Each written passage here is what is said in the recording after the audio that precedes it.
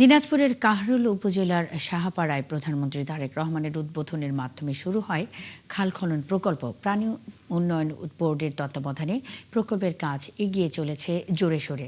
খালটি খননের ফলে স্থানীয় কৃষিতে নতুন দিগন্ত উন্মোচিত হতে যাচ্ছে মনে করছেন সংশ্লিষ্টরা। খালিদ আরাফাতের পাঠানো তথ্য ও ছবিতে প্রতিবেদন। দীর্ঘদিন সংস্কারের অভাবে অস্তিত্ব হারাচ্ছিল দিনাজপুরের কাহারোল উপজেলার সাহাপাড়া খাল। গত ১৬ই মার্চ প্রধানমন্ত্রী তারেক রহমানের উদ্বোধনের মাধ্যমে খালটি খনন শুরু হয়। এলাকাবাসী বলছে, খালটি খনন শেষ হলে পাল্টে যাবে এলাকার কৃষি নির্ভর অর্থনীতির চিত্র। বন্যায় অনেক কৃষকের ক্ষতি হয়, একদম প্রায় ফসল টসল সব বন্যায় ডুবে যায়। আর এই খাল খননটা হলে এই বন্যা থেকে কৃষকরা রক্ষা পাবে। ক্ষেত বাড়ি সেচ দেওয়ার জন্য মাছ চাষ হবে, এটা উপকার হবে।